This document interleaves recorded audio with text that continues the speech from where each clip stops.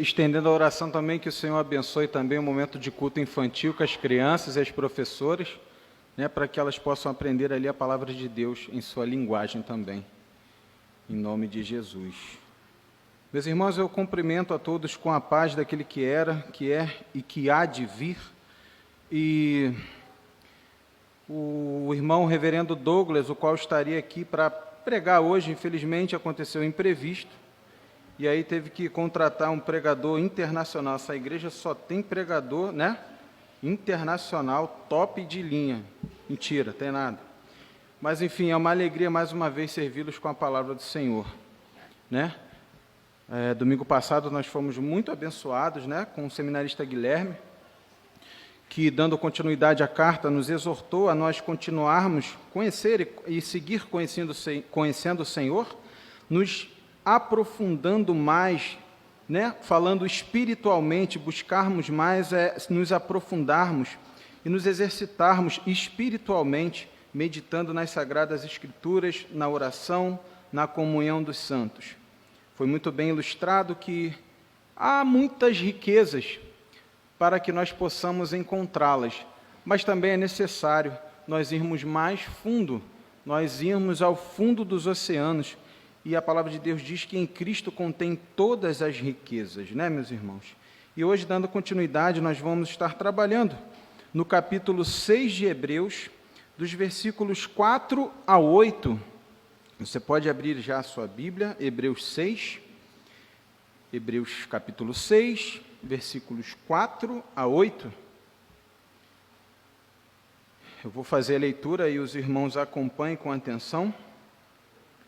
Diz assim o texto: É impossível, pois, que aqueles que uma vez foram iluminados, provaram o dom celestial, se tornaram participantes do Espírito Santo, provaram a boa palavra de Deus e os poderes do mundo vindouro, e caíram. Sim, é impossível outra vez renová-los para arrependimento, visto que de novo estão crucificando para si mesmos o Filho de Deus e expondo-o à zombaria. Porque a terra que absorve a chuva que frequentemente cai sobre ela e produz plantas úteis para aqueles que a cultivam, recebe bênção da parte de Deus. Mas se produz espinhos e ervas daninhas, é rejeitada e está perto da maldição, e o seu fim é ser queimada. Meus irmãos, nós estamos aqui diante de um texto que é um pouco complexo, é verdade. Mas, ao mesmo tempo, também, se nós olharmos para um contexto maior e fazendo uma interpretação do texto, biblicamente falando, usando da ciência da hermenêutica, de que quando temos um texto um pouco mais obscuro, nós usamos outros textos mais claros para que possa ser jogado luz sobre esse texto, para melhor compreensão de um contexto maior, assim falando.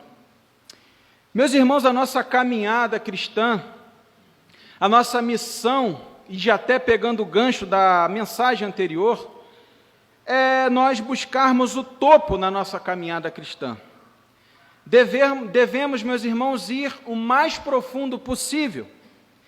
A nossa busca, meus irmãos, deve ser o sucesso absoluto, falando, é claro, em termos espirituais. Mas, queridos irmãos, também se faz necessário olhar para a lona. Se faz também necessário olhar para o buraco, para o total fracasso, para que nos sirva de exemplo e de alerta. Pois o fracasso, meus irmãos, sempre está diante de nós. O sucesso está ali posto. Os grandes heróis da fé, no capítulo 11 de Hebreus, ali na galeria, todos eles estão ali, para que a gente veja. Mas também há um grupo, meus irmãos, que nos serve de exemplo negativo, para que nós venhamos olhar, para que venhamos até de uma certa forma temer, no intuito de não imitá-los, meus irmãos. E após o autor exortar aos crentes acerca da negligência espiritual e da falta de maturidade espiritual, agora o autor vai advertir sobre um perigo ainda maior, o perigo da apostasia, E ao lermos toda a carta de Hebreus, nós vemos que o autor vai tratar desse assunto no capítulo 3, dos versículos 12 a 19, e ele volta a ser abordado novamente no capítulo 10, versículo 26 a 31, e no 12, 25 a 29. O perigo da apostasia, meus irmãos, não é imaginário, ele é real. Mas, irmãos, veja bem, mas num contexto maior, será que o texto em questão diz respeito a um verdadeiro salvo perder-se eternamente? O texto aqui está nos ensinando que um verdadeiro salvo em Cristo Jesus, ele pode perder a sua salvação? Estaria, meus irmãos, essa passagem na contramão de outros textos claros da Bíblia Sagrada, que ensinam a perseverança dos santos? Pode, meus irmãos, uma pessoa regenerada, selada pelo Espírito, justificada pela fé, habitada pelo Espírito, segura nas mãos de Cristo, escondida com Cristo em Deus nas regiões celestiais, perder-se eternamente? Pode alguém, meus irmãos, estar a caminho do céu num dia e retornando para o inferno no outro? Pode uma ovelha ser arrebatada das mãos de Cristo? Meus irmãos, é possível dormir e dormir filho de Deus e acordar filho do diabo? Pode alguém nos separar do amor de Deus que está em Cristo Jesus? A Bíblia diz em Romanos 8, dos versículos 38 a 39, a palavra nos diz claramente, já jogando luz para esse texto, diz o apóstolo Paulo que, porque eu estou bem certo de que nem a morte, nem a vida, nem os anjos, nem os principados, nem as coisas do presente, nem a do porvir, nem os poderes, nem altura, nem profundidade, nem qualquer outra criatura poderá nos separar do amor de Deus que está em Cristo Jesus, nosso Senhor. Será, meus irmãos, que essa passagem joga por terra todo o edifício da segurança dos salvos? Obviamente que não, meus irmãos. Obviamente que não. Ele tem aqui, meus irmãos, o autor aos Hebreus tem aqui um grupo em mente específico. Um grupo negativo que serve para nós de exemplo, de alerta. Não resta dúvida também, meus irmãos, que há uma clara distinção entre um membro da igreja visível e aquele membro da igreja invisível. Lembrando que a igreja visível, meus irmãos, ela é composta de salvos e não salvos. E a igreja invisível é aquela composta de todos que já morreram genuinamente em Cristo Jesus e aquelas que estão sendo salvas em Cristo Jesus, verdadeiramente regeneradas, verdadeiramente justificadas pela fé. Meus irmãos, é muito claro que uma pessoa, ela pode entrar para a igreja visível, ela pode ser batizada, ela pode frequentar a EBD, exercer ministério, frequentar algumas reuniões de orações, pregar a palavra, ocupar até mesmo cargo de liderança na igreja. Ela pode ocupar até cargo de liderança na igreja e após um determinado tempo, sair da igreja e morrer no pecado. Isso é claro, meus irmãos. E o que nós já aprendemos aqui é que ser usado, ter experiências, provar de algumas coisas, ser participante, membro de uma igreja visível, não torna genuinamente alguém salvo. Ser usado, meus irmãos, não significa necessariamente ser aprovado. Veja o exemplo de Judas Iscariote. Quem esteve tão perto do Salvador e ao mesmo tempo tão longe da salvação? Judas Iscariote, meus irmãos, era apóstolo de Cristo. Quem esteve tão perto do Salvador e simultaneamente tão longe da salvação? Apesar de ele ser apóstolo de Cristo, ele não era um convertido, ele não tinha nascido de novo. Veja também, meus irmãos, Demas, que era cooperador de Paulo.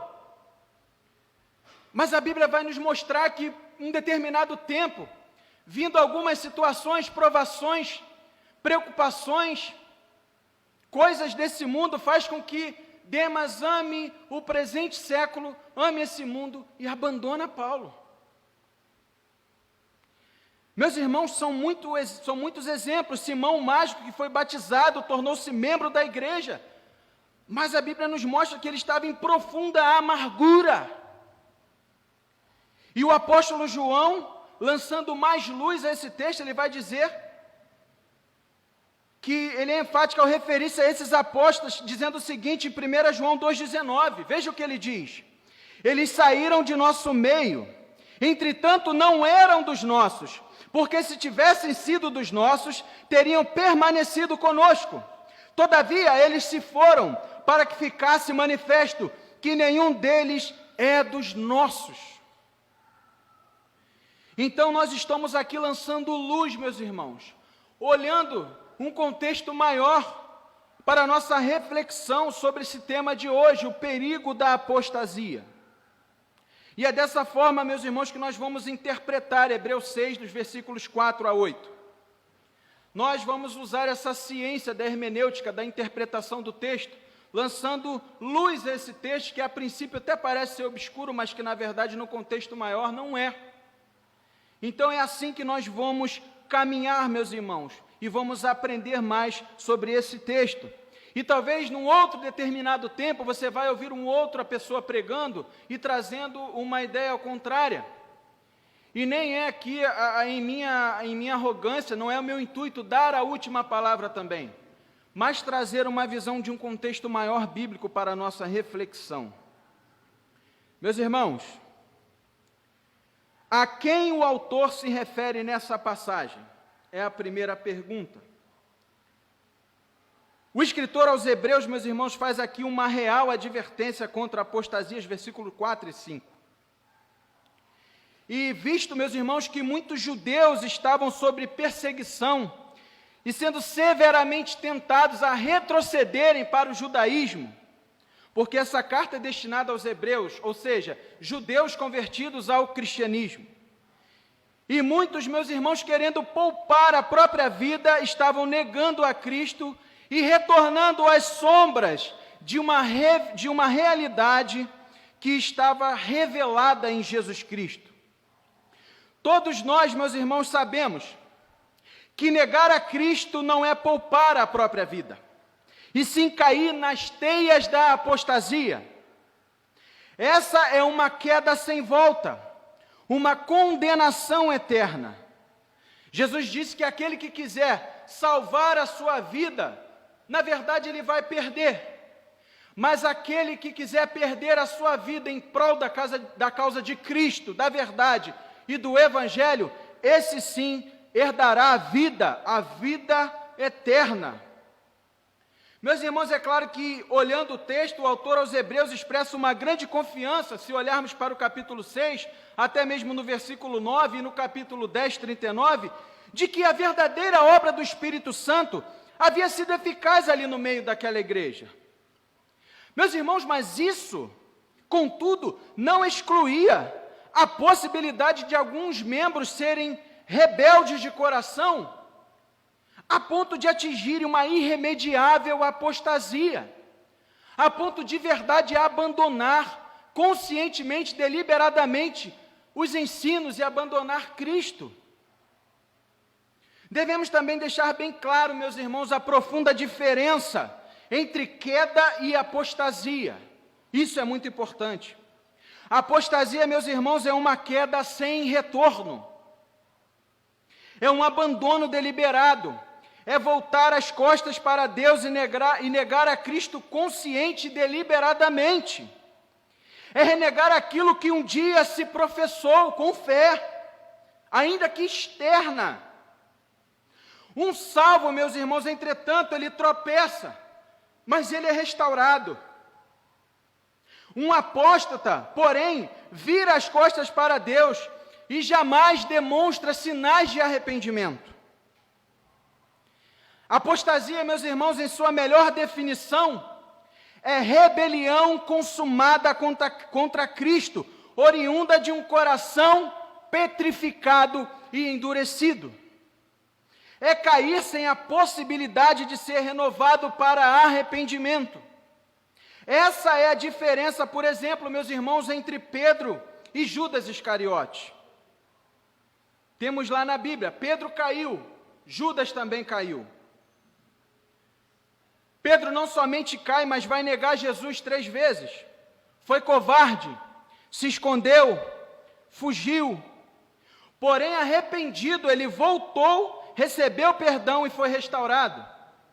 Judas, entretanto, caiu, mas demonstrou somente um remorso, e não um genuíno arrependimento, uma tristeza segundo a Deus, que opera a salvação.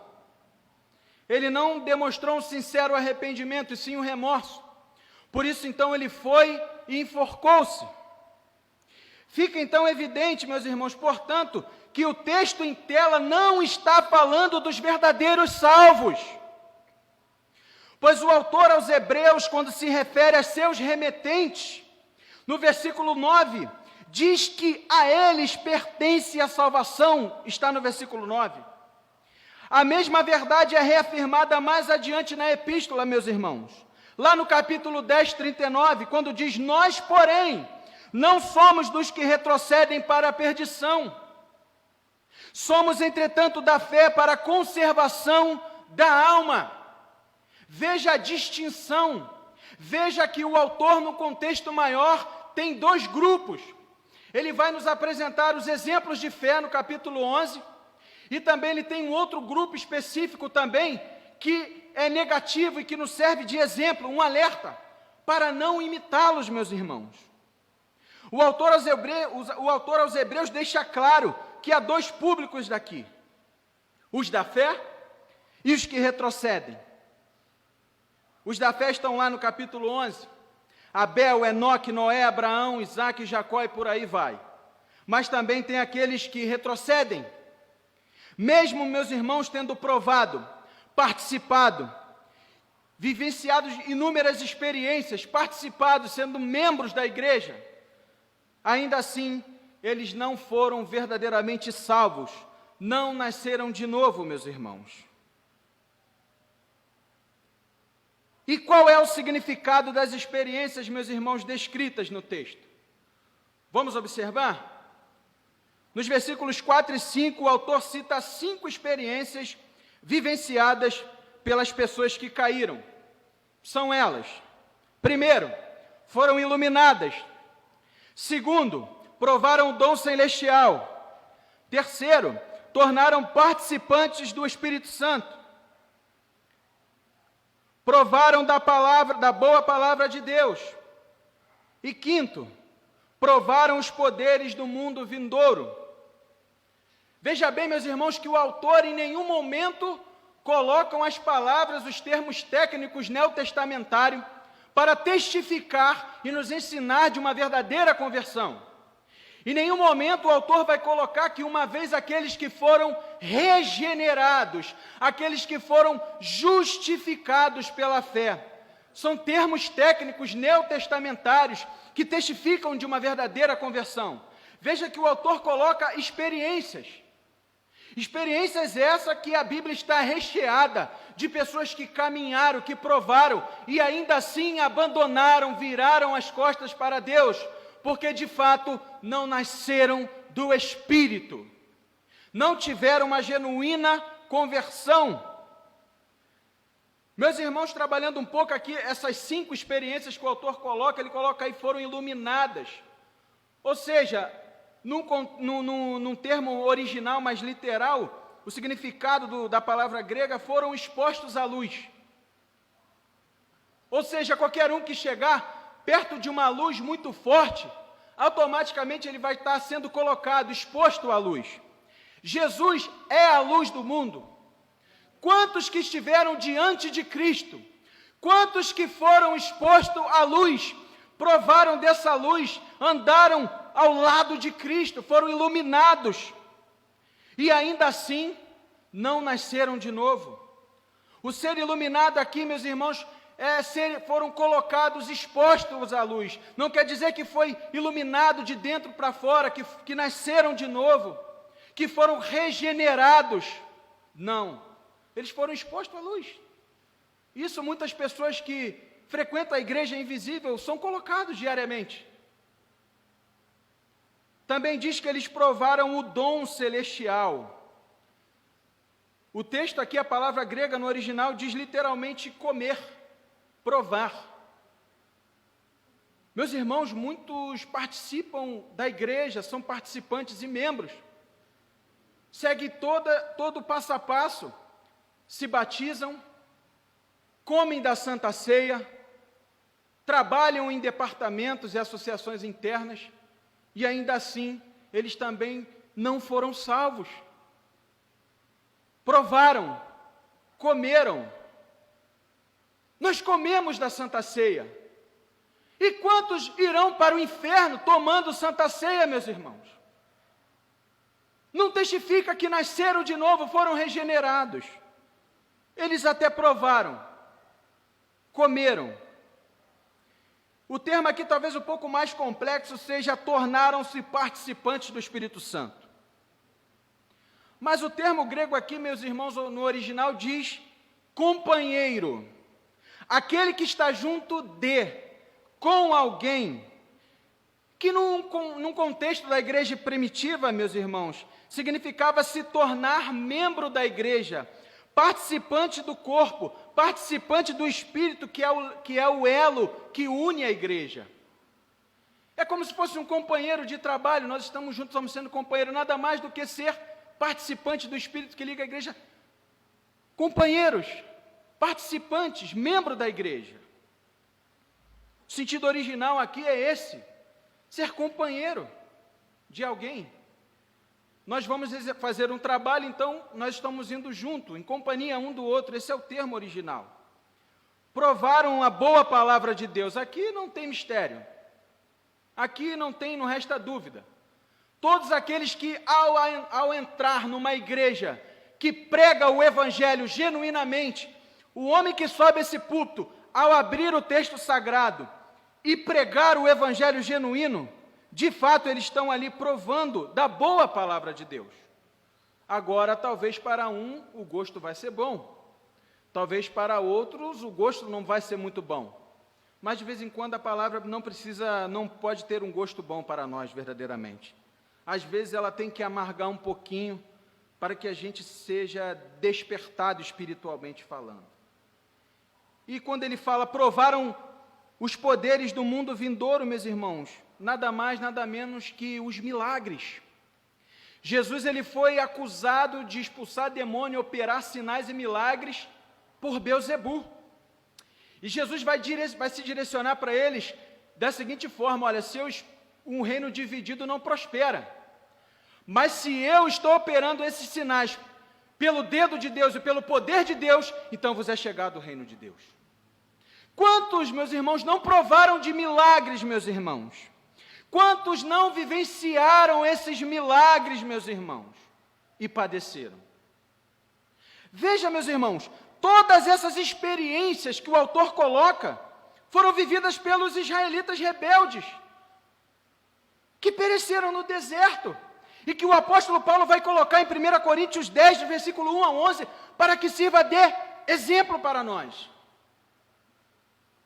Quantos hoje em dia, meus irmãos, entram para a igreja, se batizam, professam a sua fé, exercem ministério, oram, pessoas são curadas, provam de dons celestiais, de tantas bênçãos celestiais, e num determinado momento ele não somente abandona esse Cristo, essa fé, como zomba, e coloca Cristo à zombaria pública, ao escárnio, meus irmãos. Quantos de nós já não observamos isso? Não significa necessariamente que eles nasceram de novo. Lembra que Jesus está com Nicodemos, e ele, um homem sábio da lei de Deus, e Jesus vira para ele e diz: Nicodemos, necessário vos é nascer de novo. Meus irmãos, todas essas experiências aqui não testificam de uma verdadeira conversão. Vamos olhar para o Antigo Testamento, então, vamos lançar mais luz. Veja aqui, meus irmãos, quantas experiências os israelitas tiveram. Veja o quanto eles provaram de Deus. Eles passaram sangue nos umbrais das portas, para que fossem poupados, porque lembra, sangue é vida. Então o sangue nos umbrais, o sangue do Cordeiro, os livraram da morte e os deram vida. Eles saíram do Egito, eles comeram do Cordeiro Pascal, consagraram seus primogênitos do sexo masculino ao Senhor, atravessaram o Mar Vermelho, meus irmãos, viram o poder de Deus, o milagre de Deus. Eles podiam, meus irmãos, ver a coluna de fogo durante a noite e a nuvem durante o dia. Eles provaram, meus irmãos, algo do reino vindouro. Eles, meus irmãos, também beberam da mesma rocha, que era Cristo. Comeram do maná, ouviram a voz de Deus aos pés do monte. Quando o Senhor entregou a eles os 10 mandamentos no Monte Sinai. No entanto, meus irmãos, o que aconteceu com toda aquela geração acima de 20 anos, meus irmãos? Por causa então de sua desobediência, eles caíram, se apostataram e se desviaram do Deus vivo, meus irmãos. Nós podemos ver esse triste fato em toda a Bíblia, meus irmãos. Há aqueles que abraçam a fé como Simão o Mágico, são batizados, mas não são verdadeiramente convertidos. Está lá em Atos 8,13. Ou entram para a igreja e se tornam cooperadores como Demas em 2 Timóteo 4,10, mas amam o presente século, amam mais esse mundo do que o Senhor. E eles acabam abandonando consciente e deliberadamente a causa do Evangelho. Eles exercem até uma liderança como Judas Iscariote, mas ainda assim, João 17,12, ele é tido como filho da perdição. Meus irmãos, todos esses experimentaram essas realidades, porém não eram verdadeiramente convertidos. Meus irmãos, veja que no Sermão do Monte, já no final do capítulo 7 de Mateus, vão chegar muitos diante de Jesus, e vão dizer: Senhor, Senhor, em Teu nome nós não profetizamos, em Teu nome nós não expelimos demônios, Senhor, nós não fizemos tantas coisas, Senhor, nós oramos, nós expulsamos demônios, nós curamos, Senhor, através da oração. E ouvirão da boca de Jesus Cristo: apartai-vos de mim, vós que praticais a iniquidade, eu nunca vos conheci. Meus irmãos, ser usado não significa ser aprovado. Simon Kistemaker, em seu comentário, diz que o autor aos Hebreus ensina que a apostasia que surge da descrença resulta no endurecimento do coração e uma incapacidade de arrepender-se. Será que esses não tiveram essas experiências, meus irmãos? Será que de fato esse texto está jogando por terra a segurança dos salvos? Não. E meus irmãos, e quando o apóstata, ele vira as costas para Cristo, abandona a causa do Evangelho, já não resta mais sacrifícios, meus irmãos. Todo aquele que em nosso tempo, que nós enxergamos, vimos caminhando, trabalhando, exercendo o ministério, quando eles abandonam a genuína fé, quando eles zombam de Cristo, já não resta mais sacrifício. E de fato, meus irmãos, Deus não tem nenhuma outra cura para o pecado quando o Calvário é rejeitado. Não há nenhuma outra cura para o pecado quando o Calvário é rejeitado. Conforme diz na própria carta aos Hebreus, para este já não resta mais sacrifícios, pois calcaram sobre os pés o Filho de Deus.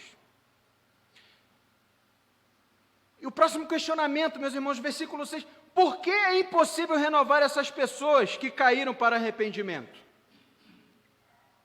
Por quê?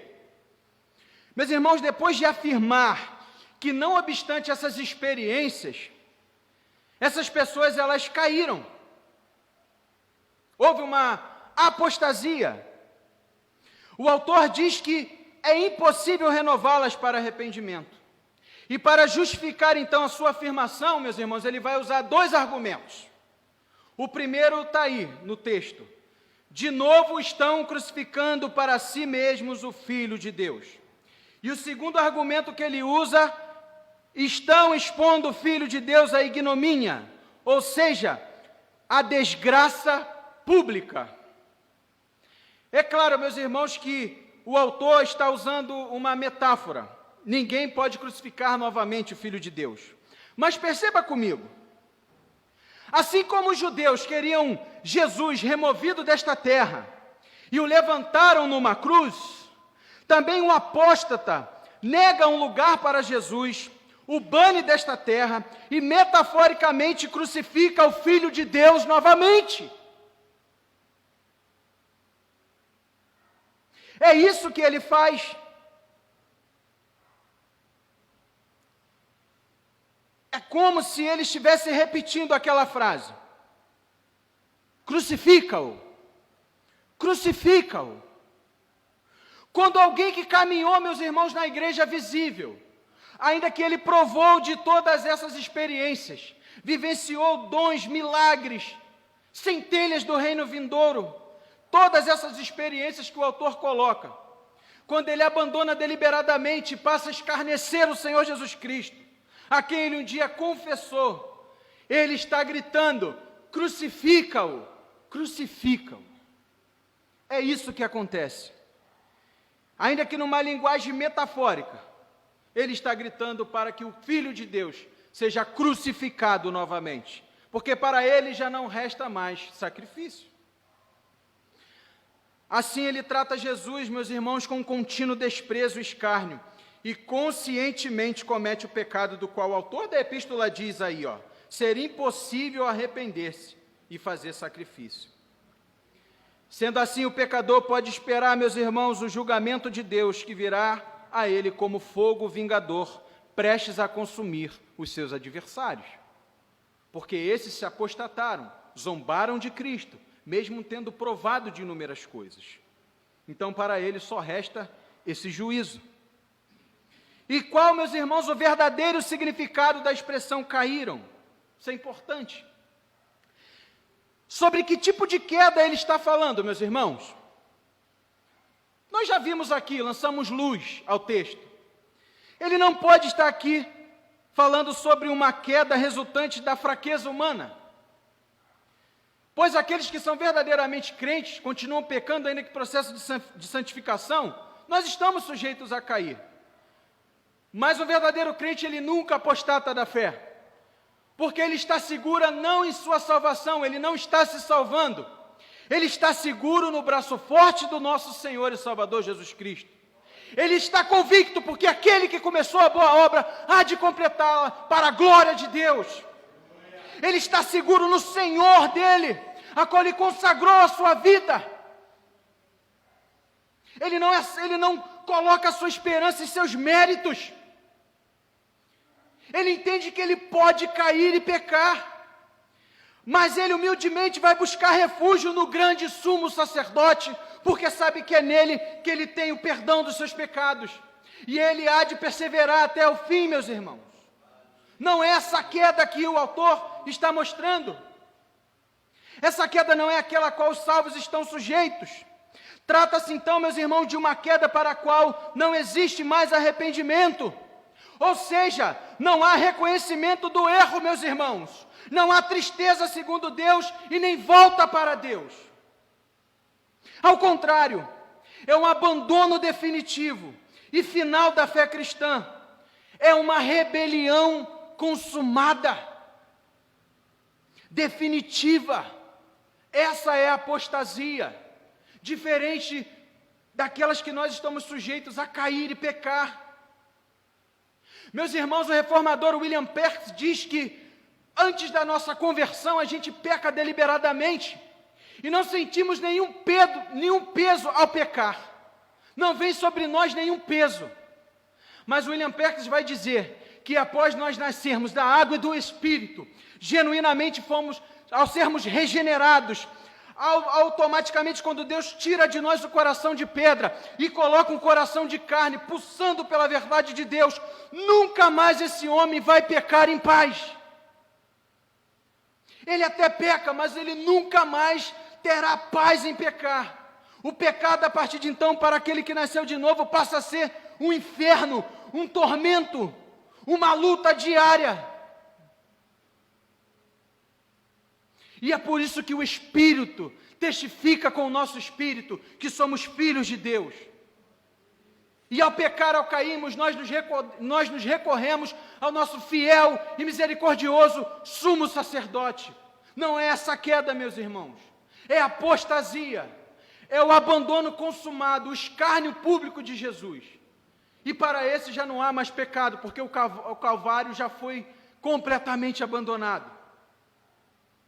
Então fica bem claro a diferença e o que o autor está colocando aqui como caíram. Ah, meus irmãos, e para concluir aqui, o autor vai trazer uma perfeita ilustração acerca dos resultados da apostasia. Só um momento para beber um pouco d'água. Ele vai usar uma circunstância agrícola do contexto do primeiro século, para que os leitores de Hebreus automaticamente despertem e olhem atentamente para, através de uma ilustração, de uma parábola, de um contexto agrícola do primeiro século, para que eles entendam verdades espirituais.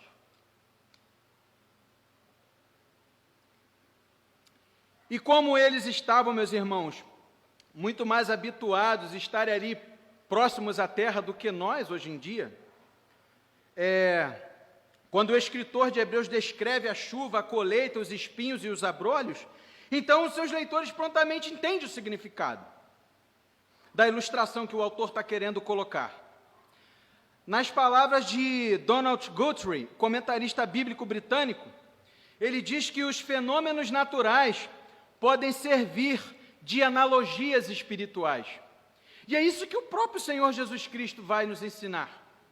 E de acordo com alguns estudiosos, eles também entendem que essa passagem, esses versículos 7 e 8 da terra e da chuva, é uma espécie de aplicação da principal parábola de Jesus, a parábola do semeador, descrita nos evangelhos sinóticos, Mateus, Marcos e Lucas.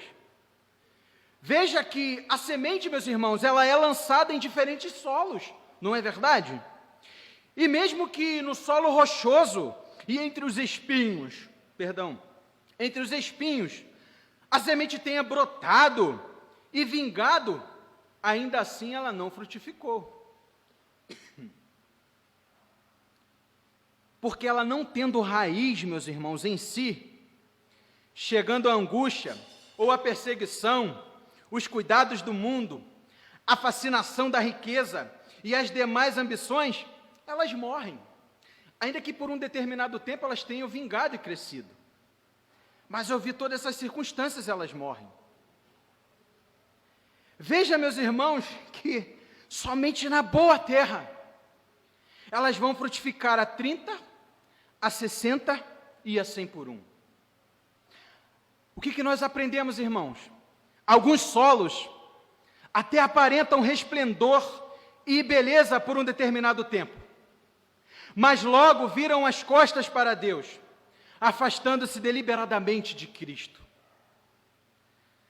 Alguns corações, meus irmãos, pode até aparentar externamente, até viver essas experiências, mas quando surgem as circunstâncias, elas abandonam e se afastam-se deliberadamente de Cristo. Não é assim, porém, meus irmãos, com aqueles que nasceram de novo. Com os verdadeiros salvos, meus irmãos, eles são perseguidos, sofrem inúmeros reveses na vida, mas prossegue, persevera, sai da fase do leite e começa a alimentar-se de comida sólida. Deixa a meninice espiritual e torna-se adulto, conhecendo e prosseguindo a conhecer o Senhor, o nosso Salvador Jesus Cristo. Ou seja, ele amadurece, ele frutifica. Ele é como uma terra na qual cai a chuva da palavra e do Espírito. E essa terra produz fruto, meus irmãos, dignos de Deus. Veja que sobre ambas as terras caiu a chuva. A chuva é a mesma. E que ambas absorvem.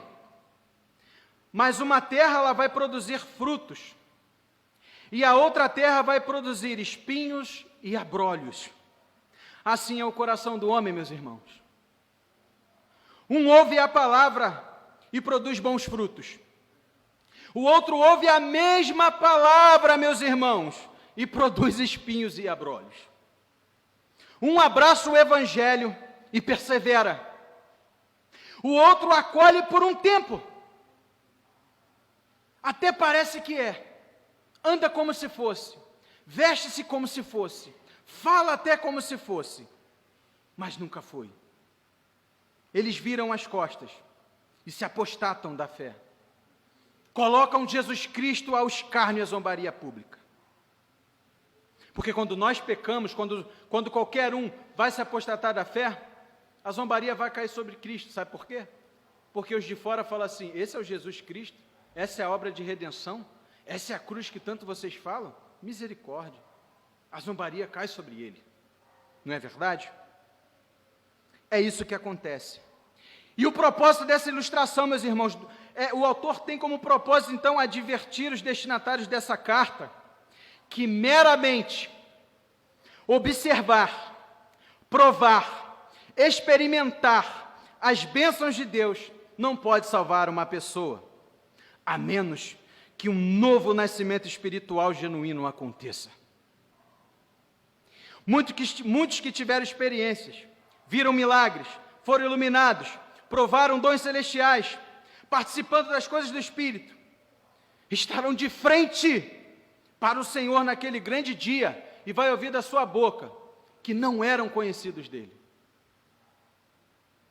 Precisa nascer de novo, meus irmãos. Precisa ser regenerado. Em nenhuma parte aqui do texto o autor vai usar esses termos técnicos que testifica. Ele não diz aqui foram regenerados, foram justificados pela fé.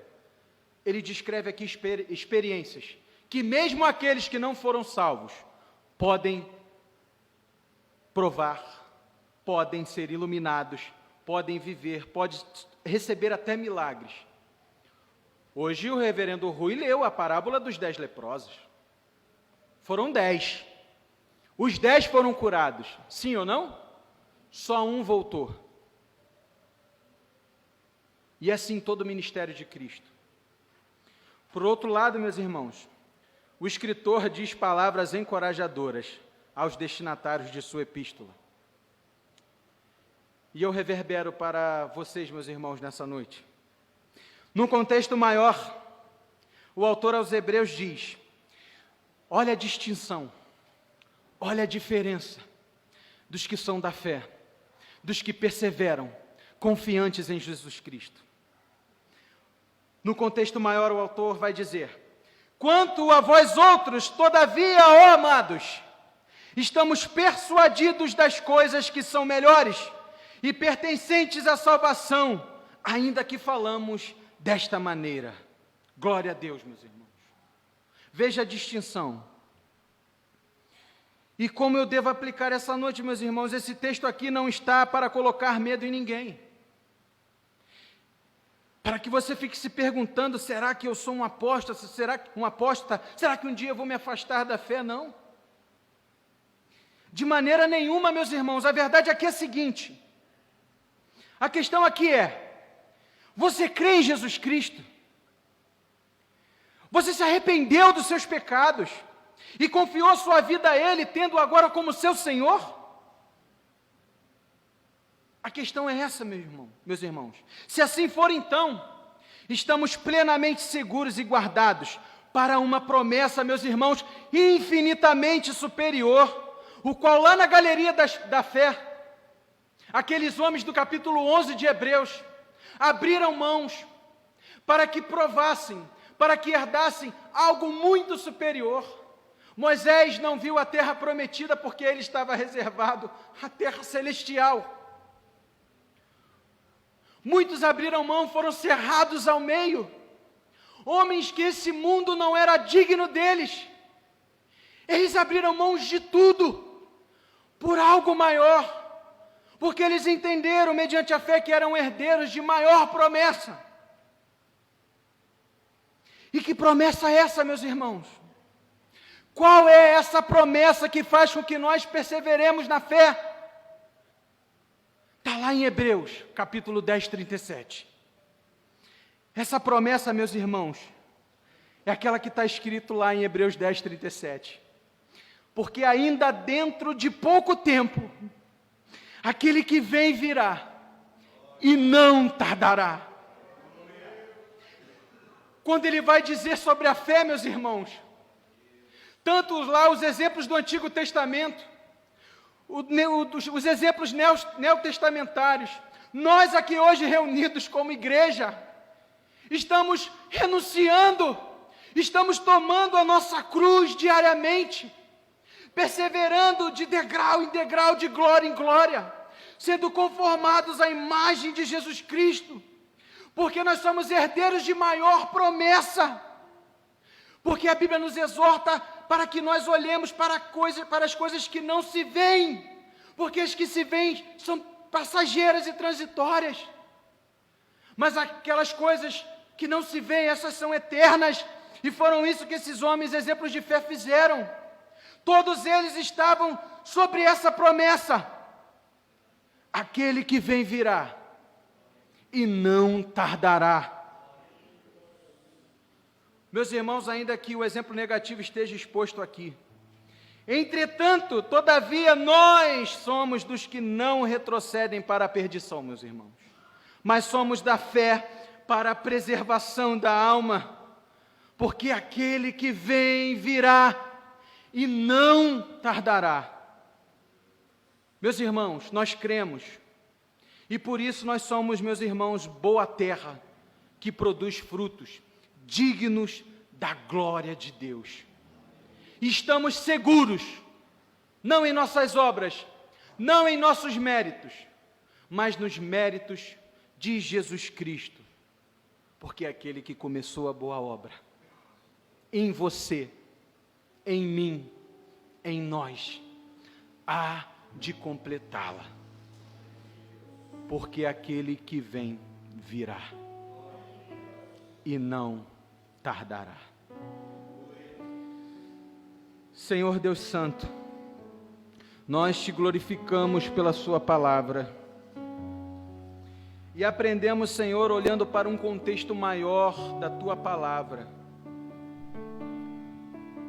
que esse texto de maneira nenhuma joga por terra o edifício da segurança dos salvos. Tua palavra diz que ninguém pode nos separar do amor de Deus que está em Cristo Jesus. Nem principados, nem potestades, nem morte, nem vida, nem presente, nem futuro, nem criatura espiritual, nem criatura humana, nada, absolutamente nada pode nos separar do amor de Deus que está em Cristo Jesus, o nosso Senhor. Sabemos também que ninguém pode arrebatar uma ovelha das mãos poderosas do bom pastor, o nosso bom pastor Jesus Cristo. E que teu Espírito, Pai Santo, possa continuar testificando em nossos corações com o nosso espírito que somos filhos de Deus, e que a nossa segurança, Pai, não está nas circunstâncias, não está em nós estarmos nos salvando, mas a nossa segurança está naquele que nos prometeu e é fiel para cumprir aquela boa obra que Ele deu início em nós. Certamente há de completá-la. Abençoa o teu povo, Senhor. Entroniza, Senhor, a tua verdade no coração do teu povo, da tua igreja que confia em ti e somente em ti. Resgata-nos todo dia, Senhor, de nós mesmos, e firma os nossos passos nos caminhos da tua verdade, dos teus conselhos e dos teus preceitos. É que nós oramos agradecidos no nome de Jesus. Amém.